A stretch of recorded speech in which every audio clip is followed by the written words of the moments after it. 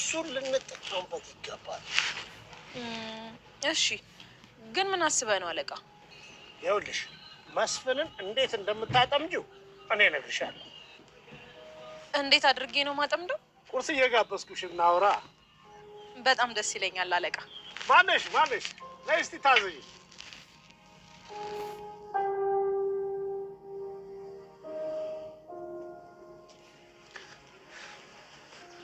እንዴት አደሩ ጋሺ? እንዴት አደርክ? እግዚአብሔር ይመስገን። በሰላም ነው የደወልክልኝ? ይቅርታ በጠዋት አስቸገርኩ። ችግር የለው። ትንሽ ጨንቆኝ ወደ ቤተ ክርስቲያን ሄጄ ነበርና ወደ አረፍኩበት ሆቴል መሄዱ ሲከብደኝ ጊዜ ደወልኩልህ።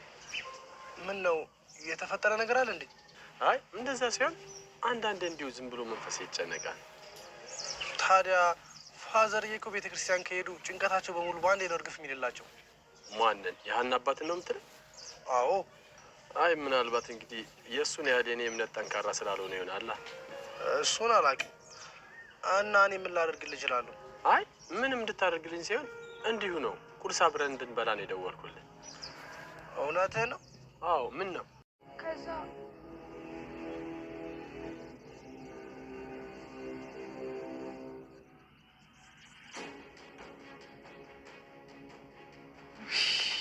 ምን አይነት ነገር ነው? እሺ ቆይ አሁን ልጁ የት ነው ያለው? አንድ ምስኪን ጓደኛ አለው፣ ከሱ ጋር ነው የሚውለው። እሺ ብሎ ታዲያ ሕክምና ቦታ ይሄድልሻል? ግን እኔ አላውቅም እማዬ፣ ግን ደግሞ ግዴታ መሞከር አለብኝ። ምን አይነት ነገር ነው ሀንዬ? እማዬ እኔ በጣም ነው ግራ ግብት ያለኝ። ሀንዬ አትጨነቂ፣ እግዚአብሔር ያውቃልሽ። እሱስ ትክክል ነሽ፣ ግን ደግሞ ልጁ በጣም ያሳዝናል። ኤልያስ እንደዚህ ሆኖ ማየት በጣም ነው የሚከብደው እማዬ። የኔ ልጅ እኛ የቻልነውን ነገር ሁሉ እናደርጋለን። ደግሞ የምትፈልጊውን ገንዘብ ያህል እሰጥሻለሁ። አመሰግናለሁ እማዬ። በቃ አሁን ወደ ሳሎን እንሂድ። ሀንዬ አቶ መስፍን በነ ቤቲ ወጥመድ ውስጥ ገባ። በሚያሳዝን ሁኔታ እንግዲህ አቶ መስፍን ወጥመዳቸው ውስጥ አስገብተውታል። ምክንያቱም ወይዘሮ ሜላትን በመስፍን በኩል ነው ለማጥቃት እየፈለገ ያሉት። የሁለታቸውንም ትዳር በት ነው። ከዛ ድርጅቱ እንኩትኩቱ ሲወጣ በዛ ገብቶ የራሳቸውን በሰው በፈረሰ ህይወት ላይ የራሳቸውን ህይወት ለመገንባት ቆርጠው ተነስተዋል ማለት ነው አቶ በቃሉ።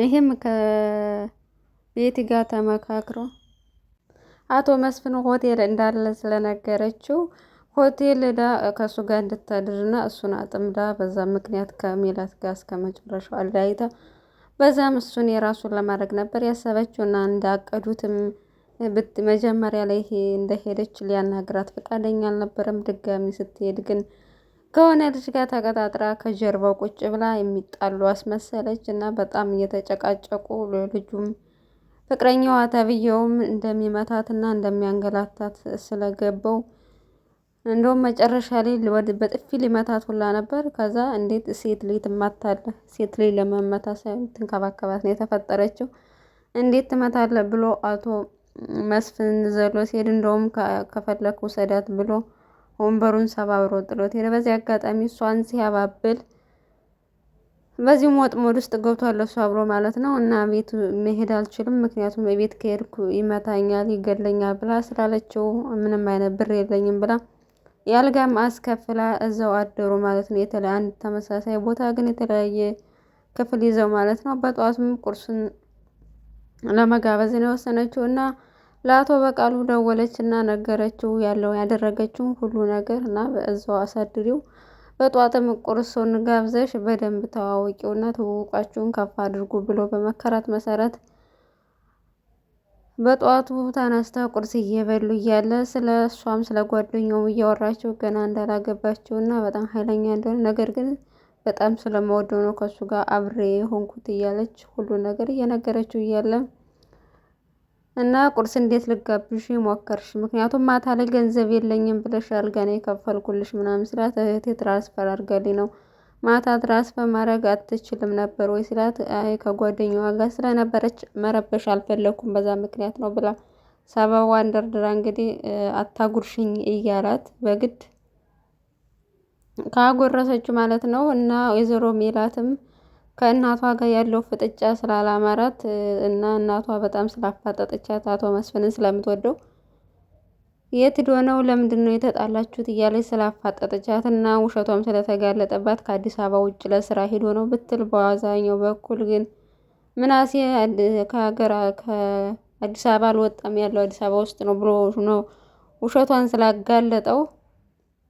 በዚህ ምክንያት ወይዘሮ አስቴር እየጨቀጨቃ ስለነበረች ምናሴ ለምና ያለበትን ቦታ ንገረኝና ቢያንስ እጄ ይቅርታ ልጠይቀው ባለችው መሰረት እሱም ቦታውን ነገራት፣ አድራሻው ማለት ነው። እናም ግዴታ ይቅርታ ማለት እንዳለባት እና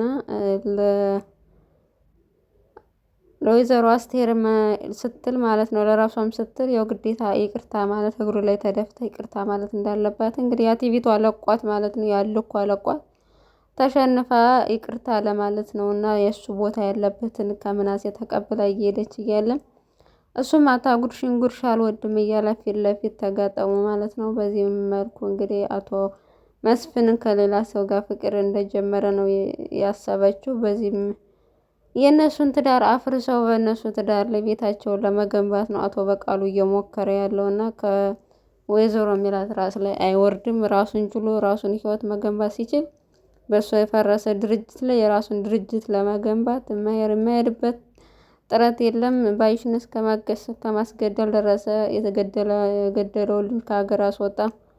የማይደረስበት መስሎት ሀብታም ልብ የለውም። ብዙ ነገሮችን እያበላሽ ነው ያለው። ግን የዘራው ሁሉ ተመልሶ መጥቶ የሆነ ጊዜ ላይ እንደ ባዩሽ መደፋቱ አይቀርም መቼም። ክፉ ሰው በዚህ ምድር የጊዜ ጉዳይ ነው እንጂ ዋጋውን ሳይቀበል የትም ማንም ሰው ዋጋውን ሳይቀበል እዚህ ምድር አይሄድም፣ እንኳን አይደለም ከላይኛው እና ነገር ግን በጊዜው ጥሩ ሰዎች ይጎዳሉና ምንም በማያውቀው አቶ መስፍን እንግዲህ ከሴት ጋር አየው ብላ አሁን ሜላት በጣም ነው እንግዲህ የምትናደድበት። ያዙ ይልቀቁ የምትል እንደውም ትንሽ ነገር ነው የምትበቃት። አሁን በቃ አለቀለት ማለት ነው። አቶ መስፍን በጣም ነው እየተናደደችበት ያለው እንኳን እንደዚህ ከሴት ጋር አይተው። በዚህ መልኩ እንግዲህ ቀጣዩን ክፍል የምናይ ይሆናል። በሌላ በኩል ኤልያስ እብደቱ አንዴ ይሻለዋል፣ አንዴ ደግሞ ያመዋል እና ከሀኒቾ ጋር ተገናኝቶ ነበረ። ነገር ግን መጨረሻ ላይ ደህና ነህ ወይ ምናምን እያለች ስጠይቀው ለምንድን ነው በተደጋጋሚ ደህንነቴን የምትጠይቂኝ? እኔ ምን ሁኛለሁ ወይም እኔ ሳላውቀው የሆንኩት ነገር አለ እንዲህ ምናምን እያለ እየጠየቃት ነበርና በዛም ከሀኒቾም ጋር ተጋጭተው መጨረሻ ላይ ሳይስማሙ ሄዱ።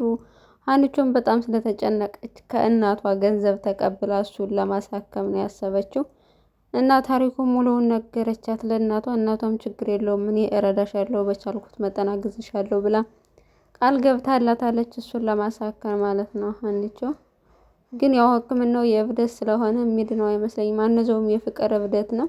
ተሰብስበው ቁጭ ብለው ደህና ሆኖ እያወሩ እያለ በመሀል ስለ ተምቹ አወራና ተምቹ የት ሄዶ ነው ብሎ ሲጠይቀው አሲርም ያውን ላይ ሴቶቹን እያተራመሰ ነው። አሁን ላይ እንደ ድሮ እንዳይመስልህ በጣም ብዙ ሴቶችን እየጀነጀነ ነው እና ስንት ናቸው ሲለው ቁጥር ስፍር የላቸውም ሲለው እና በጣም ሳቀና በዛው እብደቱ ተነስቶበት ጥሏቸው ሄደ ማለት ነው። እና እናቱንም አያስታውሳትም። ምክንያቱም ሀኒቾ እናትህ ደህና ናት ወይ ትደውላለች ወይ ብላ ስትጠይቀው ስለ እናቱም ሳይነግራት ነው እንግዲህ ተነስቶ የሄደው ማለት ነው።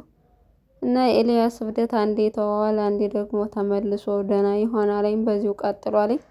ጓደኛው ከወሉ ድረስ እሱን ብሎ የመጣውን በሱ ምክንያት እንግዲህ እሱን ለማባበል አንዴ ደህና ሲሆን አንዴ ሲታመም በጣም እያስቸገረው ይገኛል። እና የነ ድንብላል ነገርም እስካሁን አልለየለትም። ድንብላል ምን ላይ እንደደረሰች በዚህኛው ክፍል ላይ አላሳዩ ማለት ነው።